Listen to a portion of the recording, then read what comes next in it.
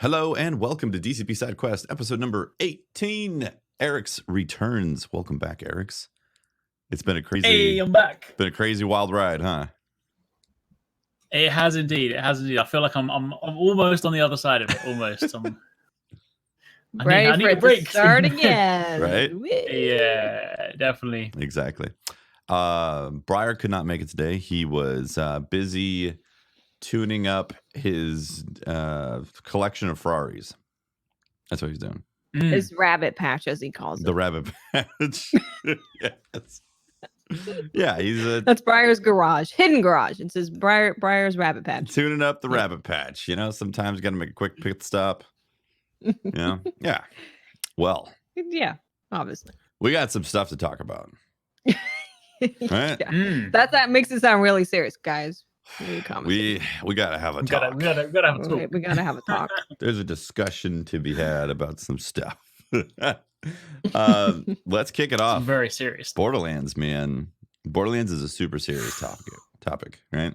Borderlands happened. Oh yes. Super serious. You take it very serious. Everything that happens in the game and all that, right? 100%. Everything very, very serious. Yes. Especially the constant yelling from status effects. Yes. Oh my god.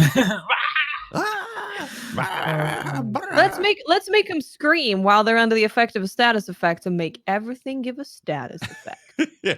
Perfect. Right? It is brilliant. We actually there was one of those ones where when we were fighting like a boss, there's a grenade that we've been using called Stormfront that like has the constant. It has like and obviously you throw that onto an enemy and it keeps these constant chains between them, and then they're just screaming for the entire time. And I'm just like, you're literally fighting a boss battle. When we fought, are we talking end game stuff in this stream?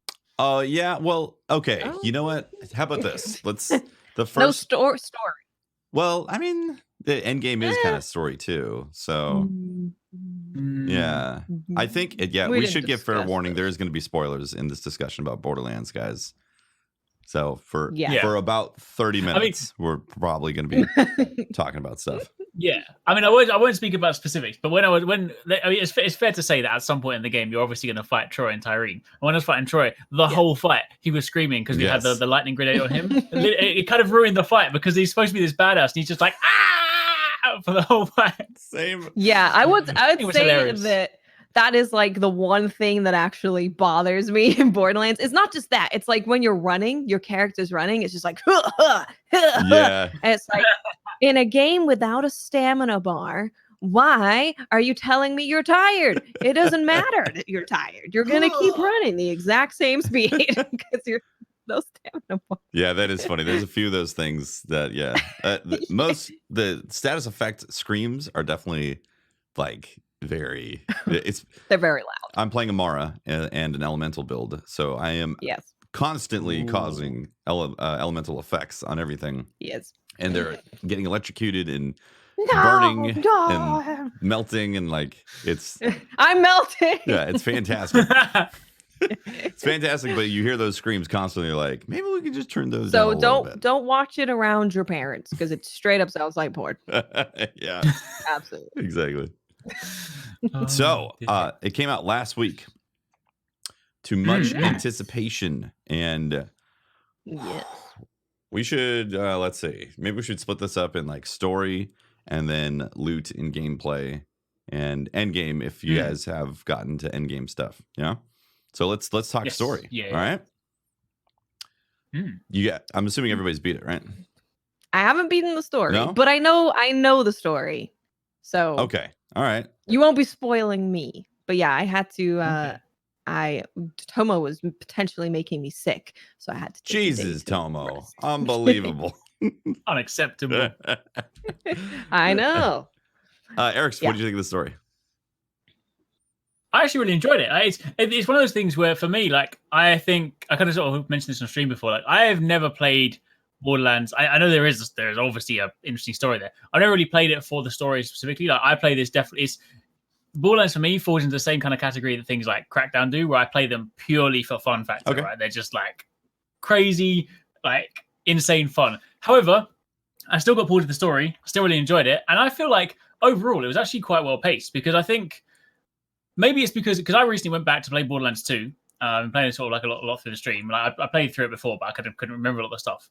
And maybe it's because I was playing Borderlands 2 over the space of many different streams, so it felt more spread out. But I definitely felt like Borderlands 3's story was paced quite well. I didn't really feel like there were any particularly slow points where I was just sort of dragging my heels. Maybe it's also because I golden lined it, so I specifically avoided any side quests. So I just did mission after mission after mission back to back. So I actually had quite a nice cohesive experience. And yeah, it was definitely I enjoyed finding out about the first Vault Hunter stuff, and then of course going to the post campaign stuff as well. When it was like, hey, it's the end, psych, you got some more stuff to do, and I was like, oh, okay, now that was a good debate.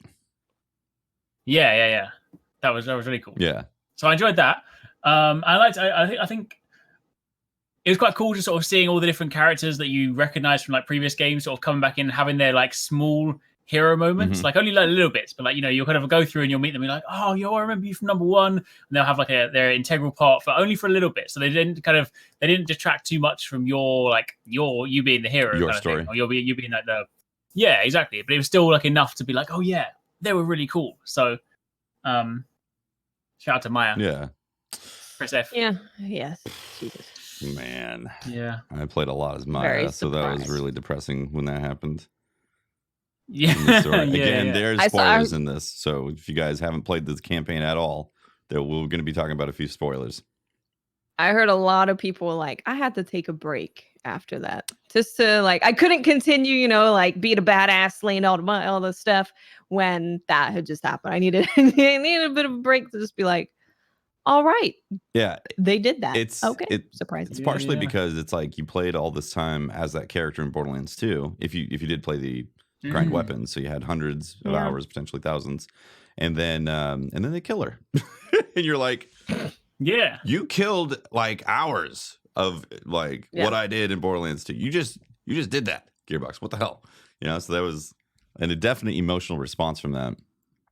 And it was a bit telegraphed though. Like you could see that coming, and they also did a similar thing in Borderlands 2 with Roland, only it built up better, in my opinion. Like Borderlands 2. Yeah, I see what you mean with that. It was kind of just like you could see it coming, but there wasn't like this big build up to it. It was just like, oh, here's this thing, and now she's gone. Yeah. I think the thing that kind of affected me more was the stuff that they did after, with like putting her up as part of their stream and putting up all the videos. I was like, damn, that's really gross. Yeah, that pissed me off. Like, that pissed me. And like, genuinely, I was like, wow, that's really bad. Yeah. Surely that must be against terms of service, right? Yeah. Can we get a ban on that, please? Yeah, you know, I guess in terms of pacing, I will say the story did pace well through my playthrough. I also didn't do a whole lot of side questing initially, because I would always look at my level and be like, if I'm 2 or 3 levels under, then I'd consider doing some side quests for XP, because the enemies were going to kick my ass. The delta scaling in Borderlands usually is like the biggest factor of stuff initially, until you're like on delta with the enemies, and then gear is a lot more important. So if you're like several levels under, you're gonna feel like you're getting wrecked all the time. Enemies are super bullet smudgy. So the pacing wise, yeah, I could see it did feel well paced, almost too well paced at times, to where like this Maya thing, comes, we meet Maya, we go to Athena's, you're like, oh cool. You know, one of my favorite characters. This is awesome. And then we meet Ava, and then we go do a few more things, and then we go and go back to Promethea, and she dies. And it's like, whoa, that was so quick. You were just on my ship, and now you're gone. What the hell? Yeah, I didn't like that, honestly. Yeah. I felt like it. I wish they did more with like Athena's as well, because it was a really cool place. But I feel like it was probably one of the places that I spent the least time there, and there's not really much to do there. And it was really cool. Yeah, and it's so cool looking. Like visually, it's a very unique Borderlands place. Yeah, I was disappointed about that, because like they took a lot of things from Borderlands 2 story. Like Handsome Jack is the best villain that they've ever created, and one of the best villains in video games in general, because you feel like you want to know him, but you don't, because he's obviously super evil. You know? Mm-hmm. Yeah. The Calypso twins if they were burnt at a stake, I'd be like, well, you had it coming, so whatever. It was like, I don't want to know you guys. All right, I'll be okay with not knowing you, especially Tyrene. Tyrene is annoying. She's like actual diarrhea. Gross. She's like the embodiment of diarrhea happening all the time. And like they did a great job of making the Calypso twins hateable because they're immediately hateable. You're like, oh, screw those guys. They're assholes. Why would I ever even associate with myself with them? And then they just keep on popping up. And you're like, shut up. Get out of here. Jesus. I don't care about your propaganda. So, yeah. I felt like that fell flat. The Calypso twins were not a villain that I was like, oh, these guys, man. I can't wait to kill them again. Now I'm just like, these guys need to get out of here. Well, I find that the best villains a lot of the time are the ones where they're not totally bad. Because if someone's just totally bad and they're an asshole, it's like there's not a whole lot of depth to them. But when you have those characters where it's like they do some good things, they do some bad things. Like a perfect example is Sephiroth from Final Fantasy. He is like, you don't know if you kind of like him a little bit, and maybe he's your friend, maybe you want to go on the side. Like, I like those villains where I kind of have that back and forth instead of just like, oh, look at this asshole, hate him, gonna murder him. Yeah. That's the thing. It's always like they tried. Oh, go. No, go for it. Yeah. Finish your thought. Yeah. No, I was there. It's always like they almost tried too hard to make sure that you dislike them, right? It's almost like they kind of they lent on that like really annoying kind of creator angle where they're like, we're gonna force down that they're doing these like live streams. They're gonna try and sort of make them irritating in that front. And it's just like, I get it. And like at first it was like, oh cool. When I saw one of the first clips, I was like, oh, they're doing a live stream. It's like, oh, that's kind of funny. But then suddenly when they start doing it all the time, and I'm just like, all right, I kind of got the idea. Yeah. Like, is that how deep they go? Jesus. Yeah, exactly right. But it's like, do you have any more depth to your evil plan, or is it just like, yo, I want to do a live stream, let's go? I'm just trying to get internet famous with my evil. Yeah, they were just like like fake. They were going for this fake fame type of thing, and it just their likability was very thin to begin with, and then it was like completely gone by the end of the game, where it was just like, I don't care about these villains at all at this point. I just want to see them die. Whereas like Jack, you sympathize quite a bit because you got backstory and reasons for some of the things they did. Also, the pre-sequel did quite a bit of that as well. The pre-sequel, made people really kind of sympathize with him. Yeah, there was a lot of that. There was there was like very little sympathizing that happened with the Calypso twins. Towards the end, you get to what the hell's the name of the planet? Something. Necrotafeo. Necrotafeo, there it is. You get to Necrotafeo. You meet Typhon Delon. Spoilers. Again, we've been saying the spoilers in this game.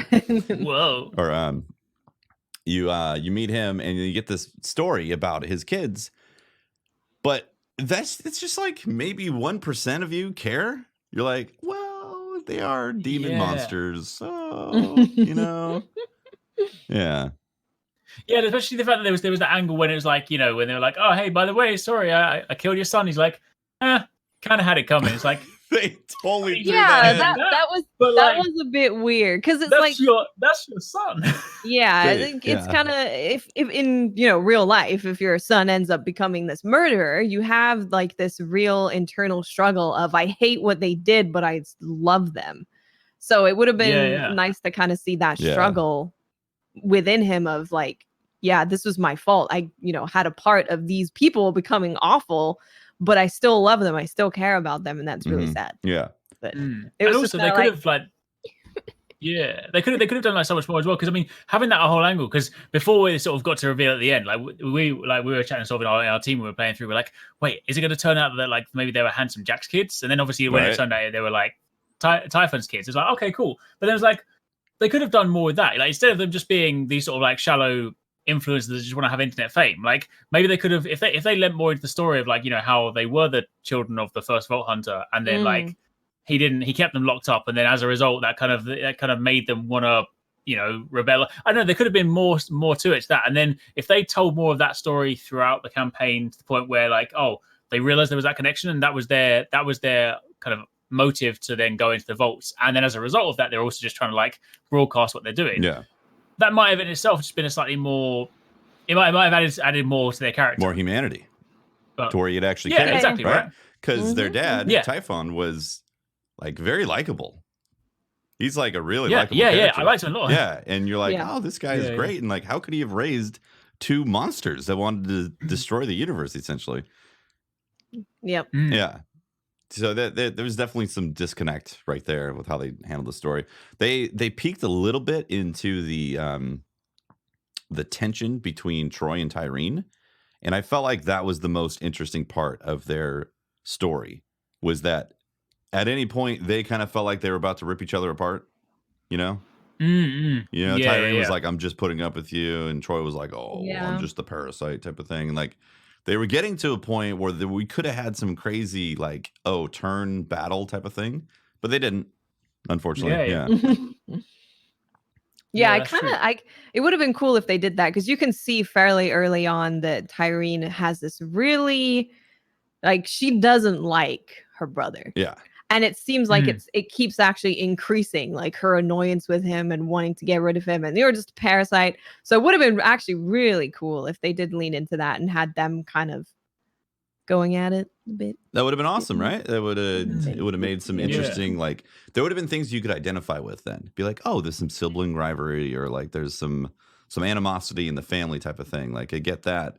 Instead, they were just straight douche. You know? Just pure douchebags, and you're like, you're just a bad person. Yeah, exactly right. Right? Your dad was super cool and he was trying to protect you. You're just a bad person, man. That sucks. Yours is, yeah, exactly. Also, the one thing as well, the only one thing that kind of like struck me with them as well is, you know, they've been lined up to be these bad people for all this time, right? And then the final boss fight with Irene wasn't even the best boss fight. Yeah. To me, the tree dude that you fought in the previous vault. I forgot what it's called, like the big big demon like tree guy. Like he was final boss worthy. Yeah, that guy right? was And then awesome. even to the point where you had Troy's fight, which was like really cool, had really cool components to it. Then when you kind of sort of came to Irene's fight, I was like, you're supposed to be merging with this destroyer.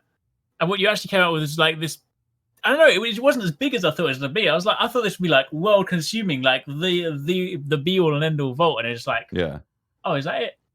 Yeah, I can see that for sure. You know, I got to say, though, with all the boss fights, I was really surprised how interesting the boss fights were throughout the entire game. Yeah. Like, that was one of my big concerns going into Borderlands 3, was that, are we just going to have kind of the similar stuff that we've had in the past? And, like, they were able to take things that they did in Borderlands 2 and give you craziness in Borderlands 3, where every boss fight, to me, felt like it was like this arcade excitement of, you know, like, it's FPS Galaga. Yeah. You know what I mean? Like, constant like projectiles going around, and it was exciting and all that. And like the bosses looked very, would you say anime bosses? To a degree, yeah. There were definitely some anime bosses. No, that was cool. Yeah. They I thought they did a great job on bosses in general. But I do see what you mean. Yeah, when you looked at the destroyer from Borderlands 2, this whole apocalyptic arena where the lava was rising and all that, and this one was more just a stage, like it was a fight stage, like you're playing Soul Calibur. Yeah, exactly. But you're right though, the boss design was very, very cool. That was a couple of them did like really surprise me, especially that sort of like foresty looking one. I can't remember what it was, but I think he's one on Eden 6. But yeah, that was probably one of my favorite bosses that I fought. So. Yeah, it's good stuff. I like definitely. So story-wise, coming off of Borderlands 2, I felt like they tried to take a ton of beats from Borderlands 2 to put it into this game, and it was a little too obvious in that respect. That being said, I still really enjoyed playing all the way through and finally killing those Calypso twerps, because I hated them at that point. I just wanted to see them die and be like, you're done. Get off the EchoCast. I will say that even if there was some hit and miss story stuff where we're like, it could have been a bit better, the voice acting throughout from everyone was really good. Yes. It was really solid. Yep. Yeah, they really solid voice acting. Agreed. Yeah, they nailed that stuff. The side quests I have not done all the side They're quests. so good. I couldn't help myself, Tefty. I had to. I was like, ooh. And some of them are really long. Some of them are super long and tell like a whole other story of this character. And it's really cool. Getting coffee. I had to go get coffee. Oh, the coffee bot, yeah. And the coffee bot is just like, yeah, like whatever. Locally sourced, you got to bring your own cup. I love that.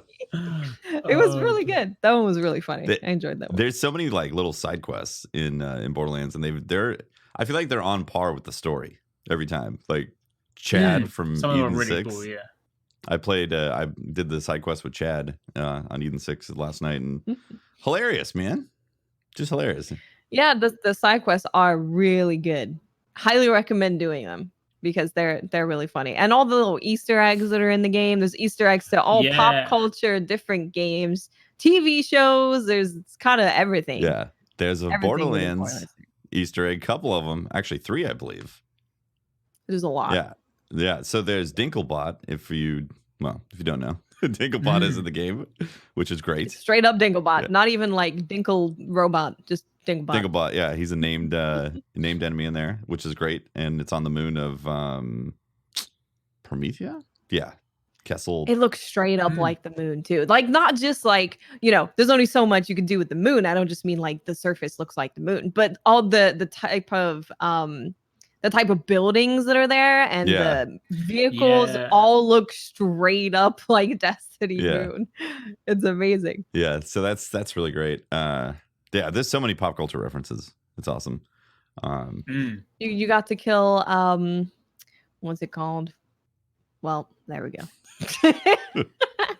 That one, yeah. That bit was great. That was a really good one. That was fantastic. Yep. So let's talk about. And there was One Punch Man. It's great. Yeah. Rick and Morty. Oh, there we Rick go. And Morty, yeah. Rick and Morty. True. It's like Wick and Morty or something. Yeah. Yeah, there's always like a play on names on there, which is great. And Dinklebot was already a play on names from the community. It was, yeah, that's true. True. Yeah. Let's talk about gunplay and loot. Ooh. What'd you guys think? Gunplay's good. Gunplay's really good. Like I feel like I having gone straight from because prior to doing all these streams, I would have just probably gone into Borderlands 3, having like played Borderlands 2 years ago. But because I've been playing it so frequently, and I literally went off the back of a Borderlands 2 stream into Borderlands 3, you really, really notice like just how much better it is. Like it feels so good. Like every single gun. I mean, in a game that has billions of guns, right? There's always that challenge of trying to make things feel unique. And obviously, you've got certain factions or certain brands and whatnot, and they'll feel similar to one another. But everything you pick up, even if it's just like another version of a Hyperion gun or another version of like a TDO weapon, it still feels cool and unique in its own way. Like they handle really well. They're exciting to use. And even when you get like you think about other loot based games, Division or Destiny or anything like that, and you get like a crappy gun, and it feels pretty crappy. Right. Whereas you even get a crappy gun in Borderlands, you're like, hey, this is still kind of cool. Like, I'm running around with like a TDO gun. I'm like, it's definitely not the best. I'm going to replace it probably in about 10 minutes time. But while I'm throwing this is really cool. And like everything about the gunplay, and loot is super, super satisfying. I mean, like, Borderlands has always done loot well anyway, right? Like, you're always feeling like you're progressing every single time you're going through. You start off, obviously you're getting your greens and your blues, and then you start to see your purples, and that's all exciting. And then I think it's the point where like I'm seeing legendaries all the time. Like I was farming today and I'm getting like legendary drops like left, right, and center. But the interesting thing is, like someone in stream said today, they were like, oh, the fact that you see them so frequently, does that make legendaries feel less special? I'm like, no, I've had hundreds now, and I'm like, every single time you see that gold pop, you're just like, a legendary. What's it gonna be? What's the role? Yep. Exactly. Which legendary? What role? Is it anointed? Like all those things. Yeah. That's true. Yeah. Yeah, the loot. Yeah, the gunplay is great. Yeah, go for it. Wes. It's you feel like you can be really mobile, which is really nice in a Borderlands game because there's so much mayhem, right? And especially playing a Moe's grenade build, I want to be running around and jumping in the air and throwing nades and just like causing explosions everywhere. And the sandbox this time around really enables you to do that and feel like a badass just running and jumping everywhere. So that the movement is it reminds really me of Doom. Like late game stuff for sure, because there's so many explosions and everything's gibs. You know what I mean? Like I get a very Doom-esque feel about like the movement and like the type of combat. Yeah, and all the guns feel good. It feels good to shoot the guns. Feels good to move around with the guns. I have no complaints at all about gunplay or movement. Feels good. Yeah, feels fantastic. Same. Like I knew when I played it back in May that it was on a different level from the previous games, and just now going all the way through to level 50 and getting legendaries, I'm like, it is surprising how much loot is in the game and how much variety. It's crazy, honestly. Like there's also 5 elements now, and explosive is not one of them. So that's a big change from the previous game. Is that actually previous games there was explosive was considered an element that would roll on guns. So you could either have incendiary or explosive if you wanted that fire type of thing going on. And now explosive can roll with all these elements. So you can have shock, incendiary, corrosive, radiation, and cryo. So 5 elements, and they all do awesome things and can affect at the same time, which is crazy. So you could freeze somebody and then do radiation, and they'll explode from the radiation because of it's great. Like the sandbox has felt tremendous and really, really fun. It's nice just being able to do like all this crazy over the top stuff, and it just holds up so well. I mean, I know, you know, there've been some people on online that have been having some performance issues and stuff. Like I've been fortunate enough that I haven't had any of that. Like my experience has been pretty smooth all the way through. But like we're getting to the point now where we've got a balanced team. We've got like 2-6R team runs like an explosive Mo's build, so they're all grenades all the time. And he's got the Stormfront one, so like every battlefield is full of tons and tons of lightning.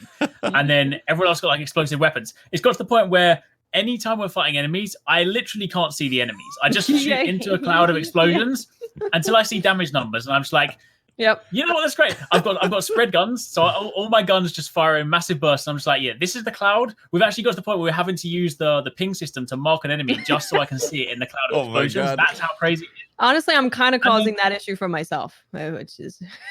But it's great, right? Because it's one of those things where it's like anything else, you'd be like, this is ridiculous. But you're like, this is ridiculous in such a great, fun way. Fantastic way, right? I'm like, this is not serious, but like the fact that there are literally a stupid amount of explosions, like it's hilarious. And especially when it gets to the point where we're fighting like a loot tink, like literally the smallest possible enemy. I'm like, I cannot see anything. This cloud is gone. Just like fire into the abyss, hope for the best. Yeah, he's dead. Cool. Next. It's great.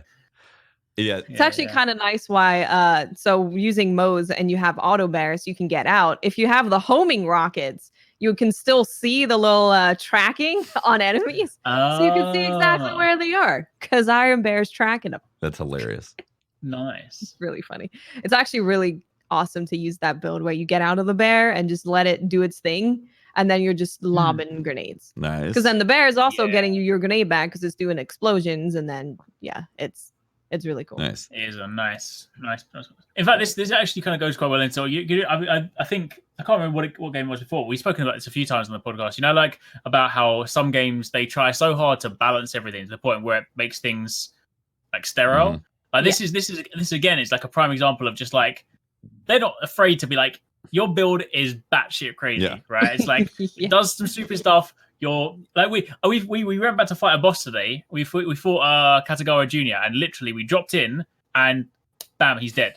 Like we fired all of our guns and literally in a second, I have a clip of it. It's like bam, your life is gone. I'm like, I love that you can do that. I mean, obviously, you know, if you were doing that during the campaign, okay, fair enough. It takes the challenge out. But now that I'm back, the fact that I can genuinely be so stupidly powerful that I've been running with like a flak damage stacking build, and when I'm running solo, like, I see their health bar, it just goes. And I'm like, this just feels great. Yeah, like I want more of that. So they're not afraid to let you be powerful. It's great to like see the struggle as you climb and see what it's like to not be that powerful, and then get a piece of gear and suddenly it changes a build or gives you an option for a build where suddenly you're essentially a god in destroying the enemies, and that's super exciting in the game. Have you guys actually, Eric, have you tried mayhem levels? Yeah, we're doing some boss farming on Mayhem 3 today, actually. Yeah. Okay. So Mayhem, Yeah. I really like what they did with Mayhem. I think it's awesome. Like they, instead of doing OP levels to artificially inflate difficulty for enemies, they're giving you Mayhem levels where you can, it's like torment levels on Diablo. Yeah, where it increases health.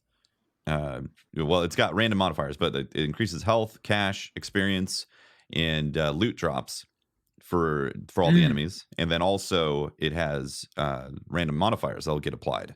Sometimes it'll be like negative 50 pistol damage, but your assault rifle is like plus 50, and enemies will be like 50% more accurate, or those type of things. What do you think about the Mayhem levels?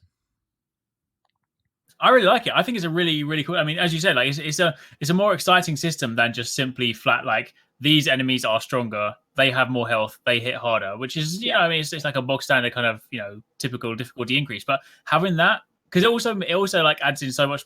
It means they can do so much with this, like move further down the line with all the modifiers and stuff. That they could introduce additional levels, they could change things, they could mix it up for like seasonal stuff. Who knows? Like there's so much stuff they could do with it, and having the flexibility as well to be able to like toggle it on and off whenever you want, instead of just being like I'm going to be in this thing and I'm stuck with whatever difficulty it is. Like, oh, you know what, I'm particularly good with this, I've got a good setup, let me just run some Mayhem 3 for a bit. We were doing that on the boss today, and like I killed him and he dropped 5 legendaries. I was like, what the hell? But then there was some other stuff we were doing, and we were like, okay, this is a little bit crazy. So we just dropped it back down to Mayhem 1. So I love that flexibility. But yeah, I think it's a really cool system. I haven't even started my True Vault Hunter mode playthrough yet. Oh, really? I'm still like, because we got to 50 in normal mode because I was going around like doing the videos and stuff, and I was like, I don't want to go into TVHM just yet in case I can't go back, because I couldn't remember if I could or not. So we did everything in there. So we've just been doing like Mayhem mode in that one, but I need to go back and loop back around and redo it soon. Nice. But yeah, I like it. I think it's a good system.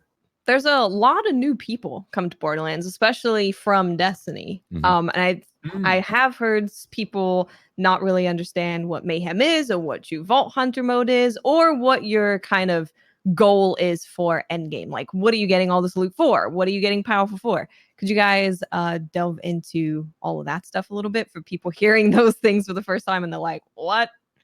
Eric, so you want to talk about Proving Grounds? Because I haven't actually done the Proving Grounds yet. Okay, yeah. So Proving Grounds are, in fact, it actually kind of works perfectly. For anyone that like is familiar with Destiny, you could probably compare Proving Grounds to a Strike, because they're basically they've got a timer. They're like a 30-minute long arena. Well, not an arena, like a dungeon to a degree, except they're outside. But an outside dungeon. And you go through these different rooms, and in each of the rooms, you've got like a wave of enemies. So there's kind of like a horde component to it. You kind of drop in and you just like kill these waves of enemies, and then the door opens up, you go to the next room, you fight them in there. Occasionally, as you're going through, there might be like a specific mob you need to kill, and then you get to the end and there is a boss battle. Now, throughout the whole thing, you will have challenges on the side of it. So it might be like you've got a 30-minute timer. So the challenges are typically complete it with 25 minutes left on the clock. So, a 5-minute run. Complete it with 20 minutes left on the clock. Complete it without dying. And then if there's a special mob, like a named mob in it, so it's called like a Fallen Guardian. Like if you kill the Fallen Guardian, you tick all of those off. And then you get to the end of it, and you then have, once you kill the boss, you have a chest at the end. And that's where you can get some of your like anointed loot and some of the other good loot. So there's the nice thing about it is like, on the base level, it's just, you run through it and it kind of functions kind of like a Strike. But for those people that like really like Borderlands Endgame, that really like to min-max their build, that like doing that kind of speedrunning stuff, then there's that additional layer to it where you can really, really perfect those Proving Ground runs, because then you can start speedrunning them, blitzing those runs, doing those like sub 5-minute runs, so you can then get the best possible loot. Yeah.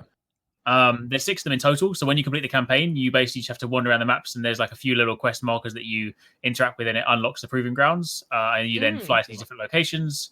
So they're all kind of like, they're typically split. I think they're split across like 3 different maps. So they've got this sort of Necrotafeo kind of like theme to them, but they're still set on like Eden 6 or Pandora or different places like that.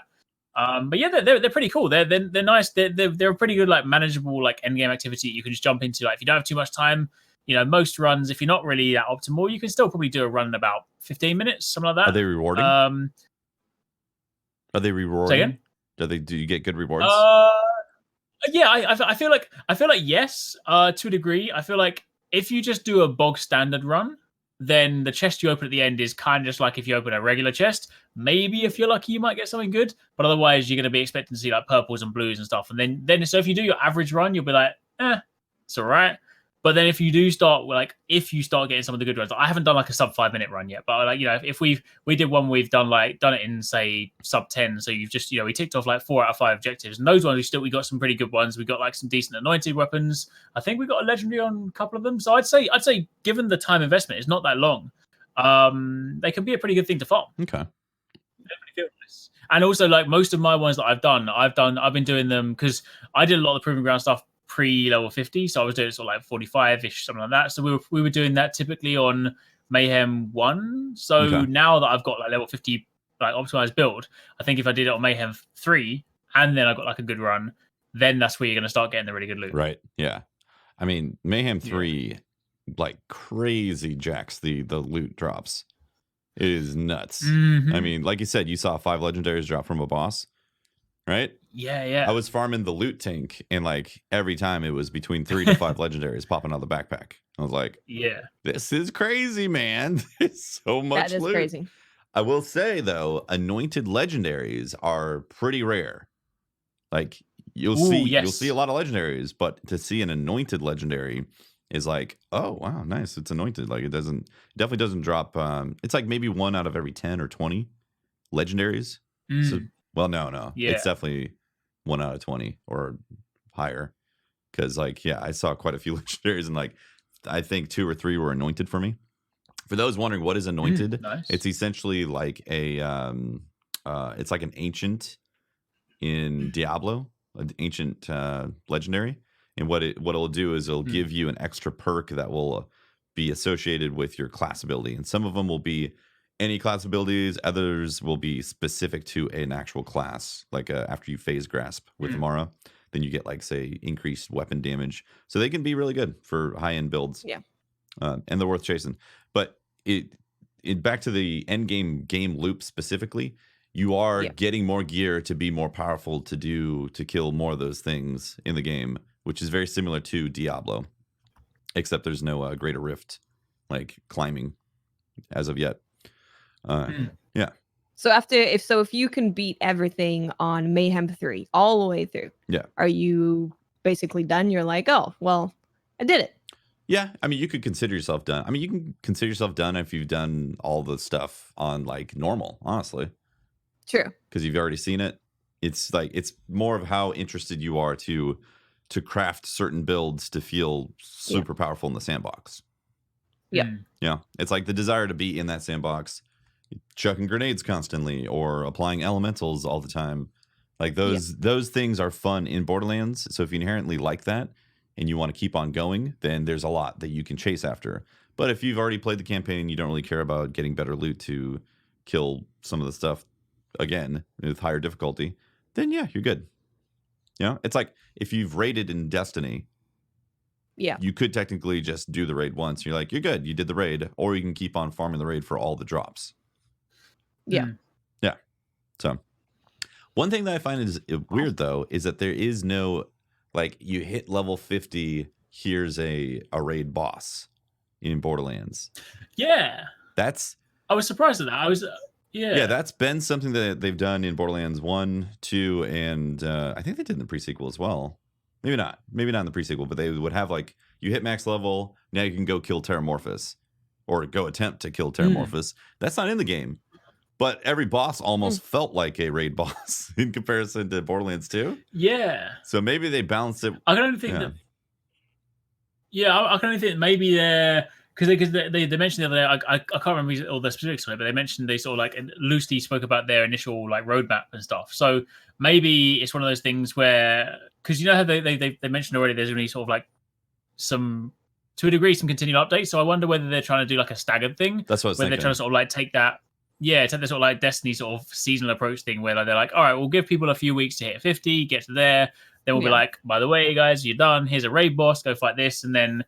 Maybe they could start tweaking some things like that. That would be because that would be kind of cool. Because I know I mean, Borderlands does still have stuff that you can keep playing time and time again. I mean, people have been playing Borderlands 2 for 10 years, right? But the fact that if it does fit within a slightly more modern model, it might be interesting if they do adopt certain elements that kind of allow them to continue to update it in a slightly different way that's more in line with, say, like what we expect from things like Destiny and Division and those kind of things. Yeah. So it'd be cool if they were like, I mean, imagine if they did it as like a season and then like every like a month there's like a new raid boss. That would be sick. Well, there is these takedowns coming. The Malawan takedown is coming next month, and we don't specifically know exactly what that's going to entail. It could be one of the raid bosses in there. Could be, yeah. Could be a more curated strike with a raid boss at the end type of thing, if you want a Destiny reference from that. And there's also DLCs coming as well. So the first one's coming in December. Yeah. That is going to expand the game. Huh. So wonder what new characters will be added. Yeah, because they always add new That'll characters. be fun. That. Yeah, that'll be super fun. Yeah. Speaking of new characters, who's your favorite new character in the game? Mose. Flack. Oh, I mean, actually, well, I guess they are characters that you talk that talk. Oh, you They mean don't- NPC, favorite Oh. NPC.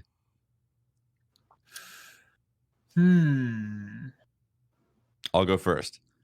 Yes. I think Balex is incredible. I love Balex. Yeah. Balex is great. Like they got Ice-T, and he's the navigator for a ship. It's classic Borderlands. You can't go wrong with that. Yeah.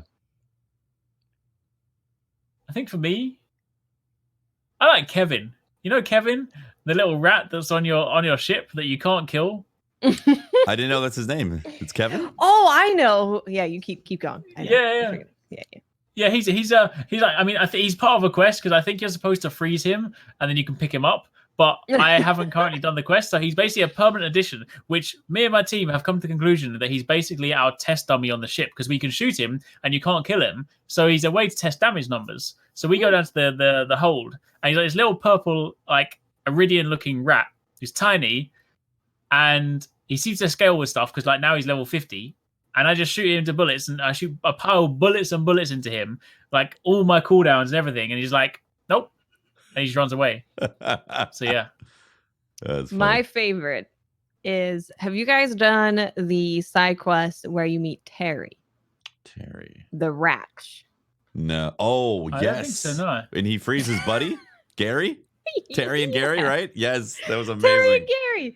I love Terry. Terry has a voice that just like, he seems so friendly. He seems approachable. He seems like he's funny. I really enjoyed that side quest. That side quest was really, really, really fun. And I thought that both Terry and Gary were really cool characters. I loved hearing them talk together about being ratchets now. Yeah. They're like, man, I really enjoyed that. I could really go for a human body right now. Yeah, me too. Yeah. Oh, Yeah. dear. Yeah, that was I good really stuff. enjoyed those guys. Yep. They were cool. Well, Borderlands for me has been absolutely amazing. I'd give it a 9.5 out of 10. The story is what honestly takes some of that down. If I were to rate the story by itself, 6 out of 10 in comparison to previous Borderlands, because Calypso twins are just super annoying. But overall, it's really delivered on expectations, and it's going to be very interesting to see how it expands and goes forward in the universe. And whether or not we're getting too much loot, like that is a question of like, is it too rewarding right now? I don't think so, but we'll see what they do with the loot system. And once there's been a few weeks, I guess we'll see when DLC comes out, and if we're breezing through everything, we'll be like, maybe we're a bit too strong. Maybe, yeah. I feel like it's hard to say right now. Yeah, I feel like they looked at Diablo and saw how more engaging the game is when you're getting lots of drops. And because Borderlands 2, when it first launched, you did not see those kind of drops. It was like you kill Terramorphous, you'd get a legendary one every 2 or 3 kills, maybe. So like a unique, or I mean a different legendary. So it definitely was not that rewarding. And then they upped the drops a couple of years ago, or 2 or 3 years ago, and everybody's like, "Oh, this is so much better." And it is not as actually. I guess when you're playing on normal mode and you see a couple legendaries throughout your playthrough, like that's how Borderlands 2 is now, and how they like base the base drop rate in. But then you have these mayhem levels. I mean, they jack those drops up so quick. It's crazy. I think it's one of those things. I think as you said, because you've got the anointed stuff now, I think you almost like need to have that frequency, because it's the same kind of sort of like trouble they had with Division for a while, because Division used to drop loot at like a slightly better frequency. So when Division 2 launched, it felt quite good because you were getting things at a good pace. But then the problem is because they had so much granularity in their gear. Like, you could have these tiny, minute rolls. You needed gear at that insane frequency to even have a chance at getting that stuff. So when you think about the anointed stuff now, like if you only got like a legendary once every like 100 mobs you kill, and then the chance of getting anointed is nothing, you'd be like, this is actually kind of annoying. I actually like the fact that I've literally got to the point where I'm like, if it isn't legendary, I'm not even picking it up. I'm selling it straight away. And I was literally like, my inventory, my bank are full of nothing but gold. And I'm like, I love this. Like, I literally love this. But it doesn't even annoy me. If I'm fighting a boss and I don't get any legendaries, I do the typical like audible like, oh, no legendaries. I'm like, oh well, let's go again. Yeah. Like, it's literally how deep it is. Like it's nothing more than that. So, and it's funny because in other games you get to the point where, like in Anthem, it was like, oh, you get to the point where it's like, oh, you should just stop giving us the less, the rubbish loot because I'm never going to use it. In Borderlands, I'm like, I don't even care if I'm still seeing greens and blues. Like, I'm never going to use it, but the frequency of legendaries just means I don't care anyway, right? So I personally feel like loot is in a decent place, and I think if ever they needed to change it, what I'd rather they just do, and I guess they probably would at some point because they did it in 2, would be when they introduce something like pearlescent, right? Then they can make those super rare. So then you do genuinely only ever see them once in a while, but then you're like, well, at least I've got something to aim for, right? There's potential of seraph weapons and pearlescent weapons, and seraphs could be what they did in Borderlands 2, where it's DLC type of stuff, or they could add it as a super rare legendary. And again, pearlescents could be on top of that once they hit the final DLC, because typically they add a third playthrough and they raise the level cap as the DLCs come out. They might not. They might not do that though this time around. They might have had a particular vision because they've had a lot of time to plan this game. So I'm sure they were thinking about how they want to evolve the end game as the game matures. So, definitely.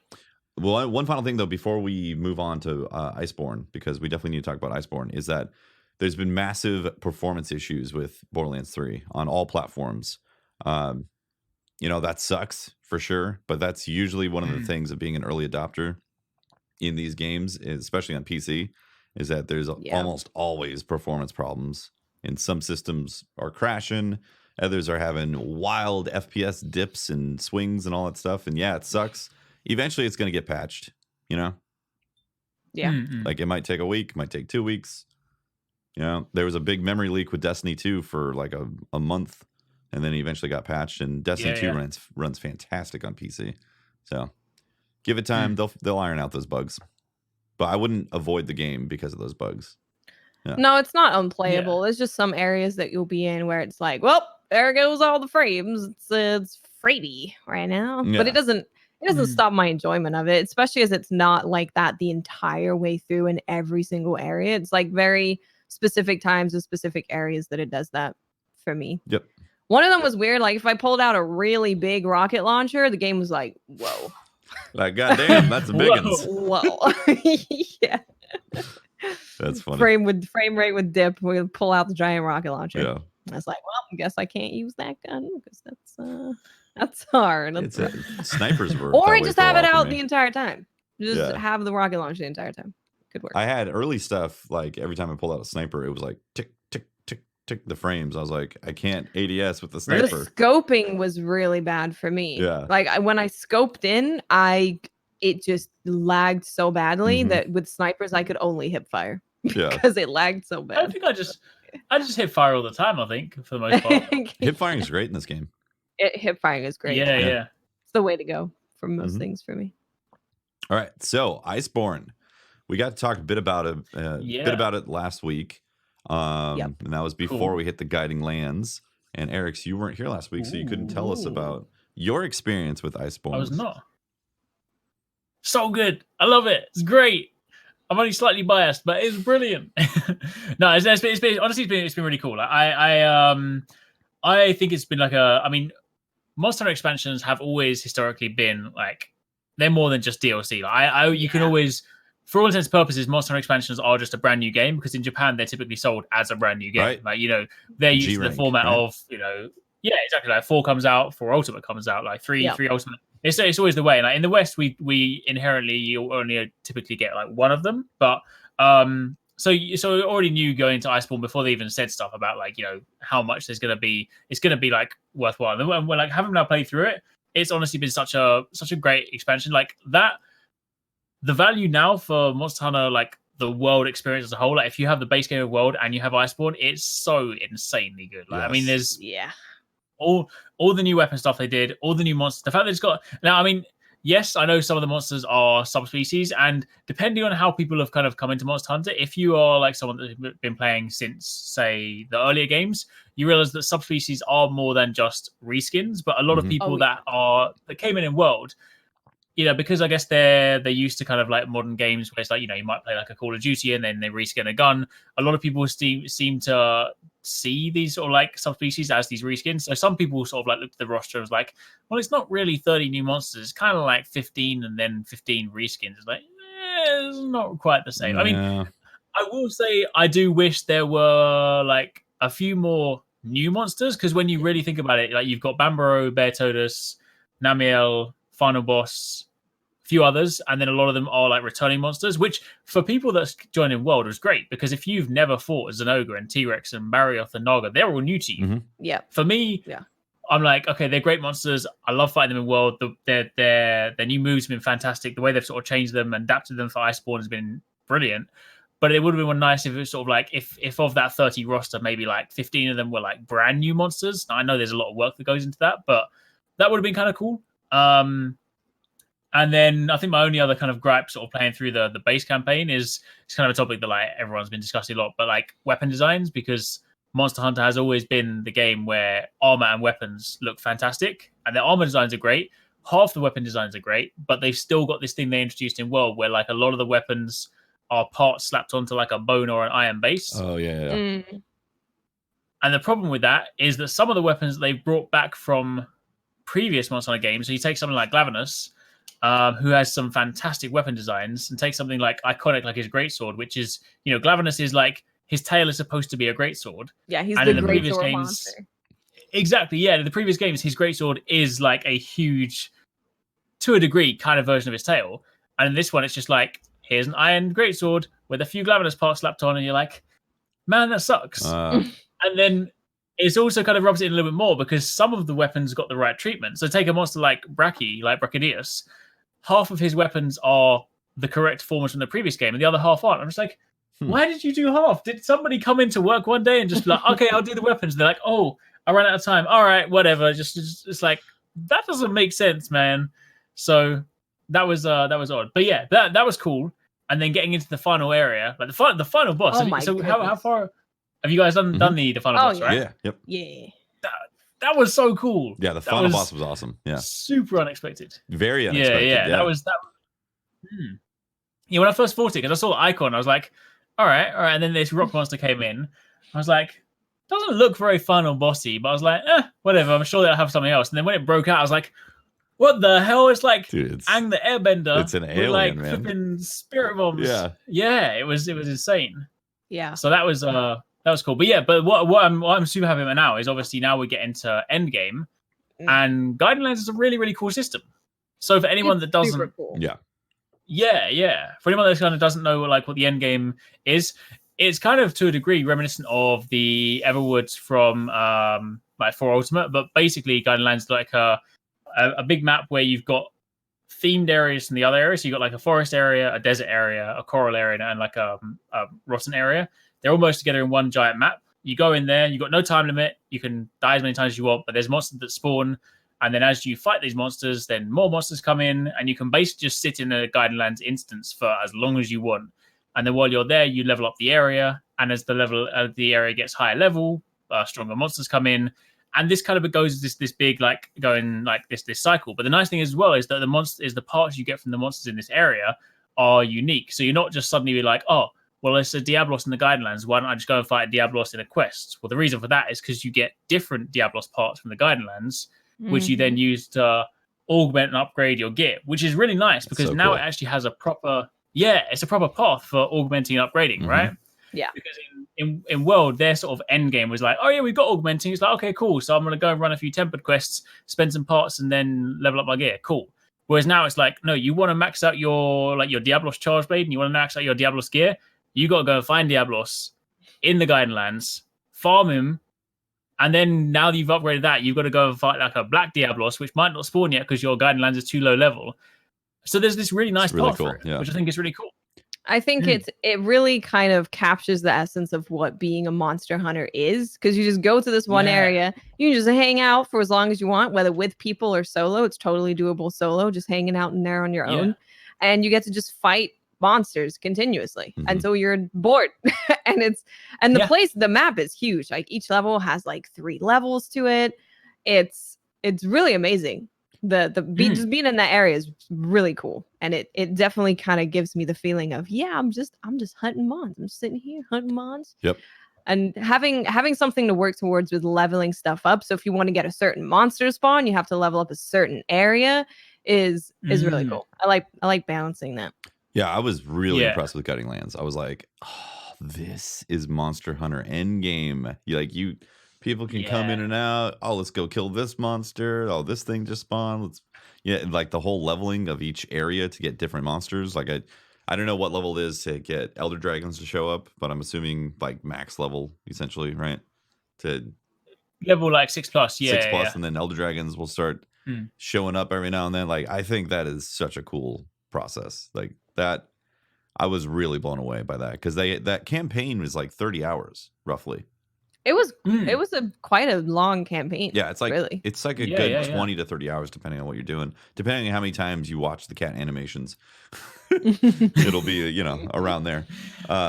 So they give you a meaty campaign. It's not like a regular just, here's 5 hours of an expansion and some extra bosses or some extra gear and monsters to kill. It's like it is a legit like re-expansion of Monster Hunter World into like it feels like Monster Hunter World 2 with what they did. Yeah. It does. Right? Yep. Yeah. It's really cool. So Guiding Lands and that whole end game concept, I'm like, damn, that is awesome. Well done. And one thing I really like as well is that, and it's something that sort of like previous Monster Hunter games have done again before, and to a degree, World had it to an element where like you complete the campaign and then there's a couple of like hunter rank gates you have to sort of get through, and you get some like notable quests, but there's still, those gates were more just like versions of quests you've done before, like Tempered Basil Grease. Like, all right, okay, well, I fought this guy. But the fact that Guiding Lands has 4 hidden monsters that you have to unlock, and you can, technically speaking, I think if you get to like a high enough master rank, you might unlock the official quest for them. But the fact that you go through Guiding Lands and then you have to get a particular area to level 6, and then once it's level 6, it has a chance of showing up. So there's 4 monsters where like, in previous Monster Hunter games, it would be like, you unlock like Amaterasu when you get to like Hunter rank 100, or you unlock like Fatalis when you get to Hunter rank X, Y, and Z, right? And then, whereas World was kind of like, you've seen it all, so just like grind a little bit more. But now there's, now there are all those different things. Like I'm still in the end game. Like I've fought all those monsters, but I haven't like actually unlocked them in my own personal instance. So I'm there like trying to juggle these different things. Like, all right, I want to go and level up the Rotten Vale because I want to unlock like Brute Tigrex so I can go and farm his gear. But then suddenly like, Wild Spire Waste is going leveling down, and then I'm like, but also I need to go and farm this gear. And there's so many things that I'm trying to do now. And I think also one of the nice things that they've done is the balancing they've done in Iceborne has been really good. Like, for example, just the sheer buff to elemental damage has made a huge difference. Because you think about World, like elemental, endgame sets were basically attack boost 7, weakness exploit 3, critical boost 3, critical eye.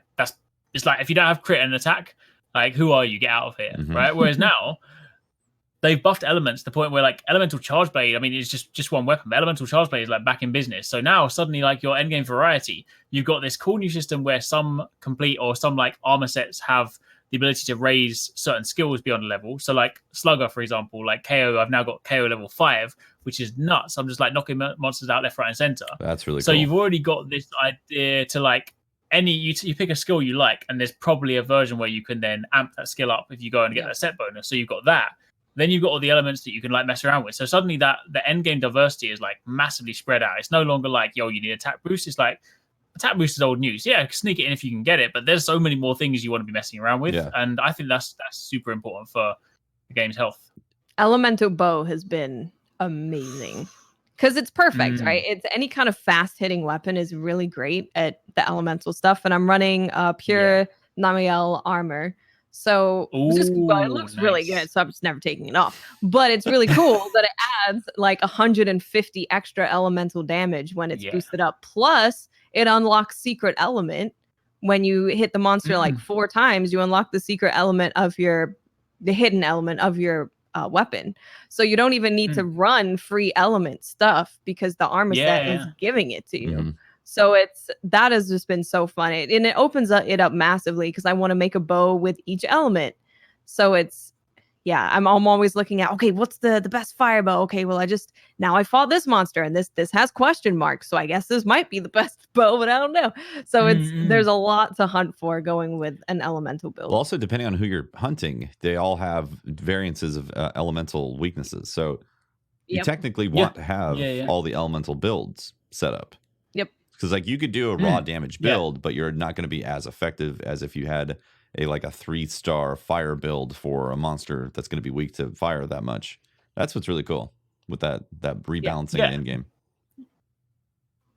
Yeah, there's definitely some weapons that still sort of like slightly lean into like raw and things like that, like the greatsword. But yeah, generally speaking, I think that elemental stuff is super healthy, and also introducing. I think one of the things that they did, because one of the struggles that World had was that when they made a shift with the decoration and the charm system. So in previous Monster Hunter games, you used to craft decorations and get charms as drops, and in World you craft charms and get decorations as drops. And while on the surface you might be like, oh well, they just swapped them around, but that in World was a really big problem, because if you, in like a previous Monster Hunter game, if you didn't have a charm, you could still make like 90% of your build. You could buy the decorations, you slot in what you need, you get the armor pieces, and then you're like, all right, if I had a charm, it would be perfect, but without it, it still functions.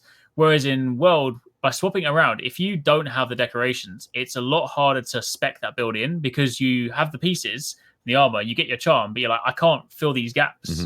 So that heavily limited it, because that's basically what forced people a lot of the time to be like, all right, these are the only pieces of armor I'm going to use, because this piece of armor reliably gives me 2 points in weakness exploit. This piece of armor gives me points in attack boost. Because I don't have these gems, I have to use these pieces. So like your huge armor variety is like whoosh, cut in half, or cut in like even less than half.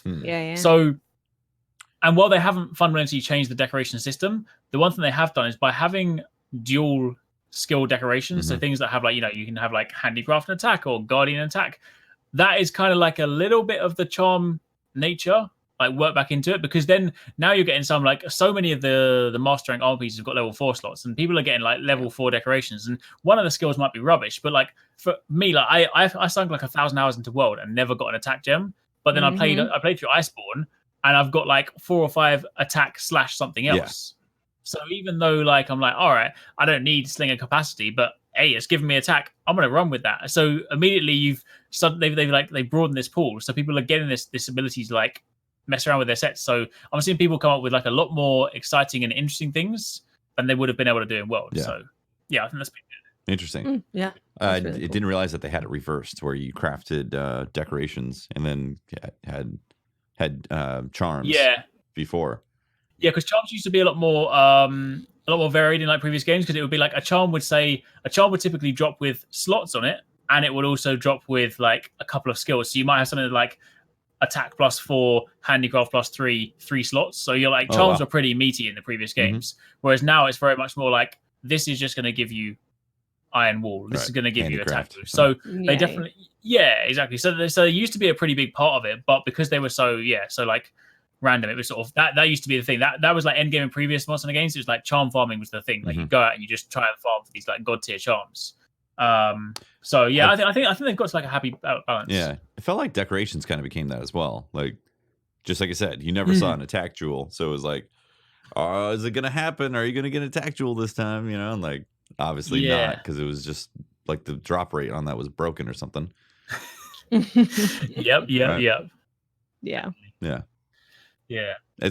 So I think overall it was like it's definitely like a really good place. I think it'll give people things to do for quite some time. Yeah, I was blown away by that. Doing the campaign, seeing what they changed, even seeing reskins of monsters, and I always have a tough time of just straight up calling it a reskin, because they're not reskins in my mind. They're like, they got new move sets. They look different in terms of visuals, new effects, like the lightning Anjanath. They're weak to different things. They cause different status effects. Yeah, lightning Anjanath. I was like, this feels like a new monster. Like, I know it's an Anjanath, but like the actual engagement of the monster felt new to me because of the different move sets and the type of aggro that it was doing, and I felt like that was abundant across everything. Even with Yeah. the fish one, Bayotitus or whatever. Oh, Betos, yeah.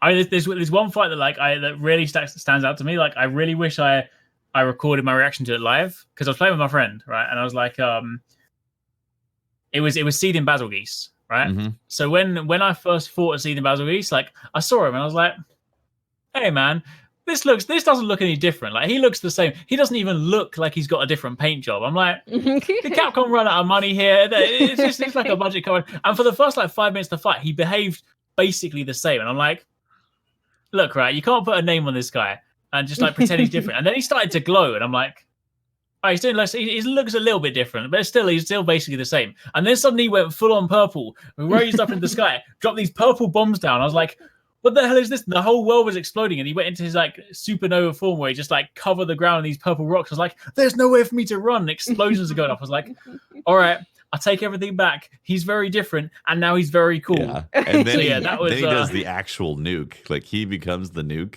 Yeah. It drops down and destroys the player base. Yeah, that was great. The first time he nuked, I was like, I just happened to be outside, recovering. And I looked over, I was like, oh my God, he dropped down. You're like, what is he doing? I actually nuked the arena. I was like, good thing I wasn't in there. And then the second time he did it, I got caught by it and died. Yeah, a lot of them look really cool. Like Anjanath, for the new Anjanath, for a long time was my favorite new monster. Just because the way he looks when he gets his wings out, it just looks so cool. So good. Shiny, awesome. The attacks that he does are just very overwhelmingly aggressive. Yeah. So he was my favorite for a long time, and that's a reskinned monster. Yeah. He was really Yeah, I always cringe when I hear calling things legitimately oh, it's just a reskin. It's like, somebody put some thought into what this means for that, Yeah, it's kind of annoying as well, because to the point, you sort of say, one of the things that's become everyone's favorite topic to discuss now is hey man, this monster's using Kushala skeleton, or this monster's using X monster's skeleton. It's like, do you understand game development? Of course they're going to reuse skeletons. Doesn't mean just because it's using the skeleton from a monster does not mean it is in any way the same as that monster. You go and try and build 30 different monsters and remake the skeleton from the ground up. Right? You're not going to do it, all right? It doesn't make any sense. Also, even if you look in nature, in the wild, it doesn't make sense to completely, we all look like humans, we have the same skeleton. God, Jesus. Yeah, is it weird that we have the same skeleton? I get that they want to complain about something, but at a certain point, it's well, you want to play video games, right? It's going to take forever to completely rebuild everything from the ground up. I don't get it either, because it's the monster will look completely different textures, different color, different look. It doesn't look like the same skeleton, and it has completely different movesets. It has completely different armor, completely different weapons. I'm like, what's the problem? Yeah. It's a weird complaint. Yeah, if something really weird. If something was directly copied, then I get it. It's it's an identical copy of everything. Yeah. Moveset, visuals. I get it. There's a reason to call it something oh, you just copied it. But most of the time, there's all these subtleties that people just completely write off and don't even acknowledge. Yeah. Yeah. Yeah, it's true. Absolutely. Yeah. So Monster Hunter World, Iceborne, is it a yay or nay?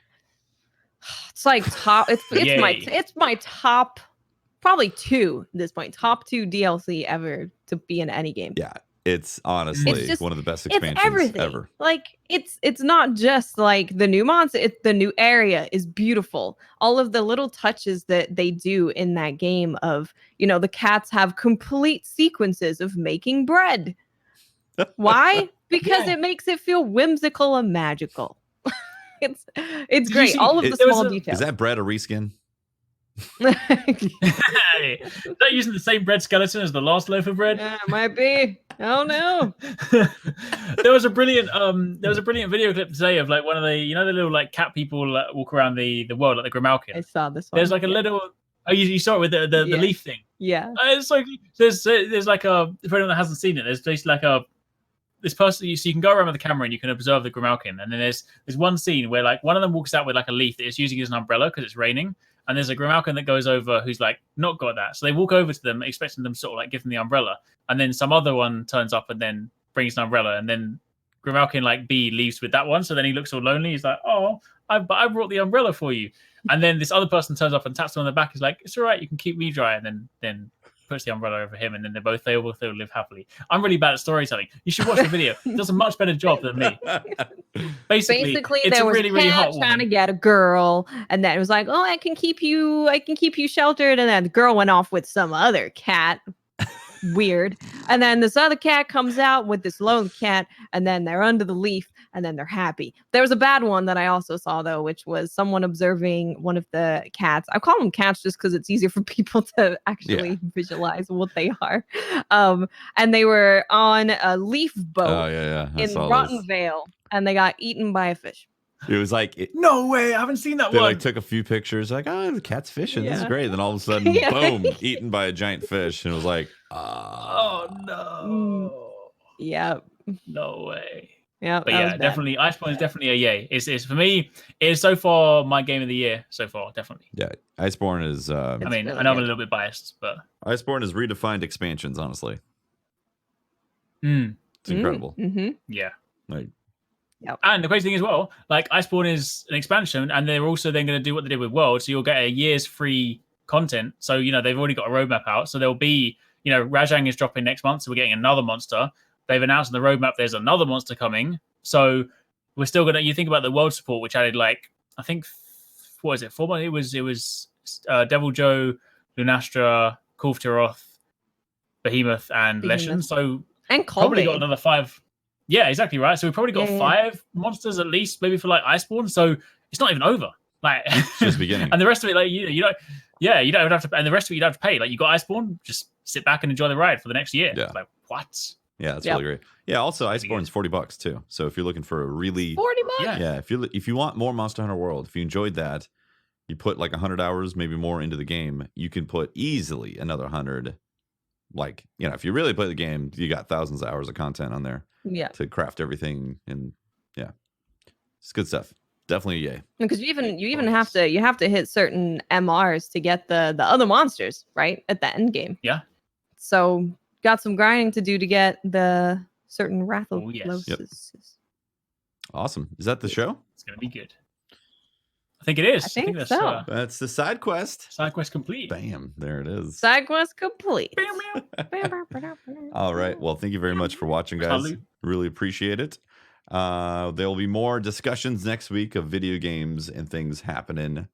Also, shout out to our Patreons for making the show a possibility for us. And thanks for everybody chilling in the live viewing, or if you listen in on Podbean or Spotify or YouTube and all those various places. So thank you very much, guys. If you want to find more of me, you can talk to me at Teft on Twitter and catch my streams, twitch.tv/TeftyTeft, where I'll be playing. I'll most likely be focusing on Borderlands for the next week or so. Because, I am Miss 5000 Watts. You can find me on Twitter, Twitch, and YouTube. Just look for Miss 5000 Watts. I will be playing Borderlands. I will also be throwing in Monster Hunter because I need to level up to get all the monsters in my area.